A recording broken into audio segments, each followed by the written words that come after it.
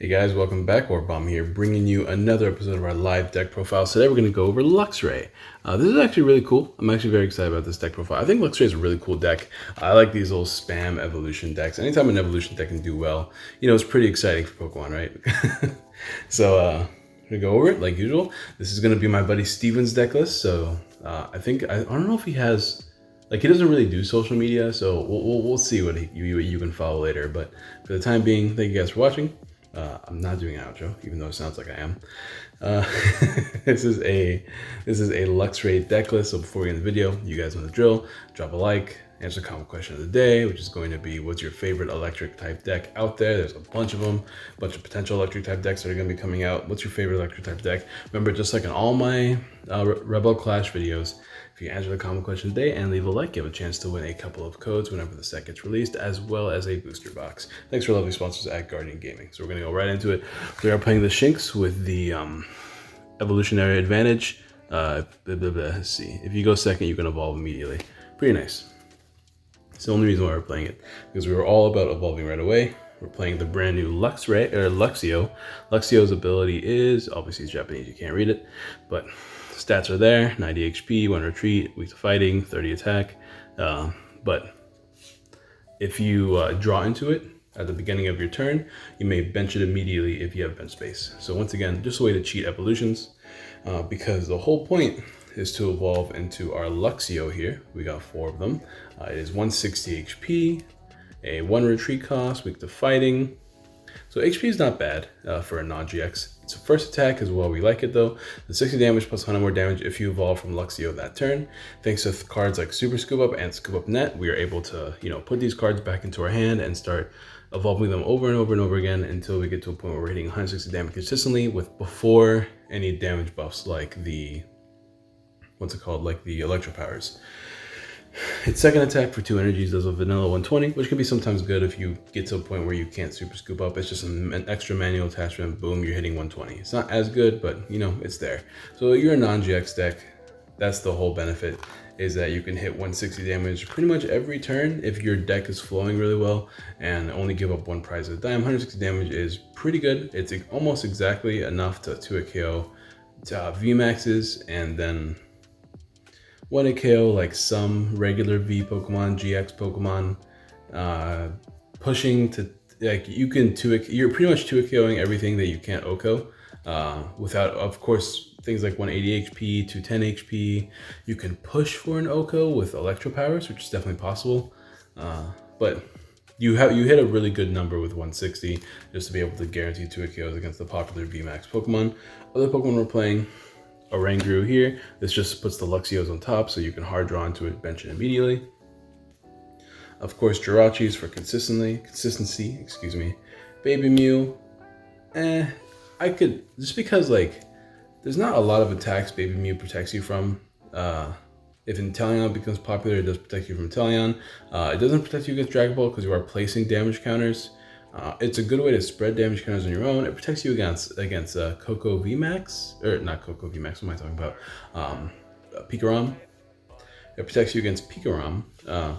But is Pikarom I don't know. I don't know if Pikarom's gonna be super popular. There's a bunch of different electric type decks out there, and there's new ways to put a bunch of energies on the board through Boltund, and that can also hit a bunch of damage. Boltund is just an MVP on its own, and then you have other attackers that can kind of replace Pikarom and also only be 2 prizes. But at the same time, Pikarom has a GX attack, which is pretty good, so it's up in the air about it. But I don't know if Mew is super useful. The only reason why I mentioned that is because it's not my deck list, it's Steven's deck list, and we were talking about different cards you can add to the deck just to keep it consistent and flowing. Like the other Oranguru resource management to shuffle the scoop up nets back into the deck, so you can continue if you're playing against tanky builds, like the video where we're playing against Caparaja and things like that. No, excuse me. Okay, but that's gonna be the Pokemon lineup. Let's go ahead and go into the supporters and the trainers. This is gonna be a pretty short video. There isn't too much to talk about because the only new stuff is the Pokemon, the strategy. You guys saw in the video, every turn he was hitting 160, and it's pretty good.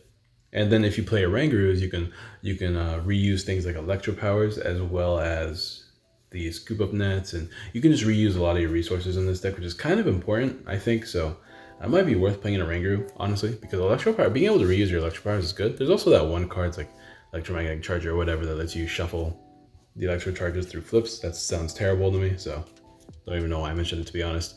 For research, for Marnie, playing those good draw cards to help you get into your good combo pieces. Now, not a lot of supporters in this deck.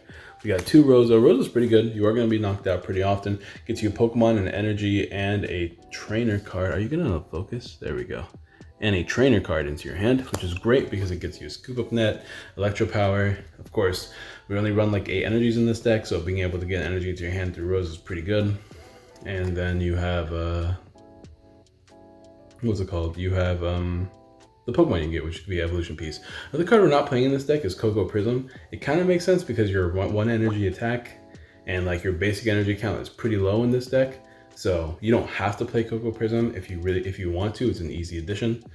Just some food for thought. We got 2 Boss's Orders. Ignore the fact that they're Giovanni's Exiles. They're actually Boss's Orders.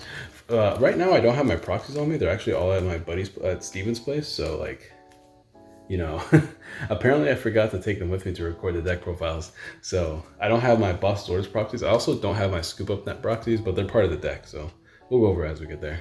We got all sorts of trainers in this deck. We are trying to be as consistent as possible. We got 4 Quick Balls. We got a whole 4 Evolution Incense. Now, I don't know if I really want 4 of these, but to be honest, like, you almost always immediately bench your Evolution Pokemon. I was thinking like maybe play like 3 of these and 2 Pokecomps. I'm playing 1 Pokecomp in here, but like you could, if you, I don't know. I feel like this has not failed so far, so I'm not super worried about it. But if you find consistency issues, you could probably work around with your Incense plus Pokecom ratios, see if you like those. Of course, we do have our 4 Electro Powers. And once again, this is what I was talking about. I don't have my nets on me, so pretend those are scoop up nets. I hate that it's not super professional, but I want to get this video out for you tomorrow, so then I can get the Caparaja video for you next time, which I don't have half the deck on me right now, so it's probably good that I do this first. 2 Ordinary Rods. Ordinary Rods are pretty good because you will be getting knocked out, and it gets your Pokemon. It gets you energies back in the deck as well, so Ordinary Rod is super vital in this combo. 2 Reset Stamp. With the 4 Marnies, I don't know if you really need 2 Reset Stamp. You could go 1, you could even go 0, and that can give you room to add other cards you might want to play in this deck, like we mentioned earlier. And we have 1 Pokecom and 2 Escape Boards for the Jirachis. Also, another thing you can do, I always have people ask me this, like, I can't buy Jirachis right now, yada yada. I think Jirachis are a lot cheaper than they used to be, but like, I understand everybody's on a budget. Like, you can easily cut out 4 cards. A lot of the time, I kind of tell people as the go-to strategy, just play Zebstrika instead of the Jirachi engine. Same with the Denes, like, just play Zebstrika. You're cutting out 4 cards. Just play a 2/2 line of Zebra and Zebstrika, and then you can search it. You already have all the Evolution Incenses, Pokecoms, and Quick Balls. It's not going to be super hard for you to put it down.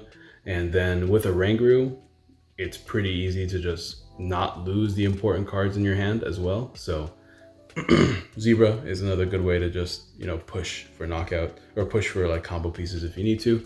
Then we have 4 of the draw energy and 4 of the basic energies. If you find this to be inconsistent, you can easily just put in more energy cards as well, like we were talking earlier.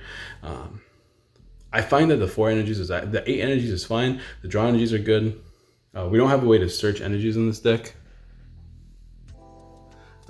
So besides Rosa, which is why we don't really need to play super high amounts, and 8 energies is enough to find thanks to cards like Research.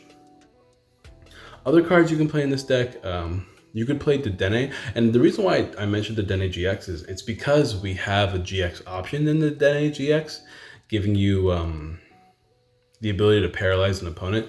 Like, just being able to paralyze an opponent you're not going to be able to 2-hit KO is really useful sometimes. Like against ADP specifically, like it can sometimes be the difference between your opponent taking a knockout for game and not doing that, especially late game. Then it could be pretty good. if you're looking for GX options, Zero Aura GX can actually not only give you free retreat, which is good against Pokemon that can hit you for retreat cost damage, like Milotic, but like Milotic's not even a problem. You hit them for weakness, so who cares? More importantly, you can use the GX attack to put energies back on the board. Honestly, I don't think you really need to worry about putting a GX in this deck at all. I think you can push without it. What other options are there? I'm trying to think of all the other options you can play. I just like the way this deck flows. I just like how it flows. There's not really much else I can say. It can hit consistent, strong damage on a non-GX Pokemon. And of course, if you don't want to play Oranguru, you can play things like Super Scoop Up in this deck. I was talking to Steven about it. I was like, either we play Resource Management Oranguru, but then like, you know, you're wasting a turn attacking with Resource Management Oranguru and usually giving up a prize, which kind of lets off the pressure, which is not something you want to do. So you could play Super Scoop Up on top of Scoop Up Nets, and that would give you even more options to put the combo cards back into your hand to start evolving them again. But you could always try that. I'm trying to think if there's any other interesting options I can think of off the top of my head, but as far as the deck goes, I kind of like it. It's pretty fun. It's a really fun deck, if anything. I don't know if it's going to be meta, but it has the most potential out of the non-GX decks if you exclude Malamar and I guess Baby Blounds as well. Although Baby Blounds seems to be is probably going to have a harder time because if these VMAXs do really well, especially like Dragapult, Baby Blounds is going to need to push even harder to take knockouts, and it's kind of difficult for Baby Blounds to do that like consistently, you know what I mean? And then we can just like I don't know. This is not a video about Baby Blounds. This is a video about Luxray. Anyways, thank you guys for watching. Don't forget to drop a like, subscribe, share all the good jazz, and I'll see you guys next time. Peace. There it is. Peace.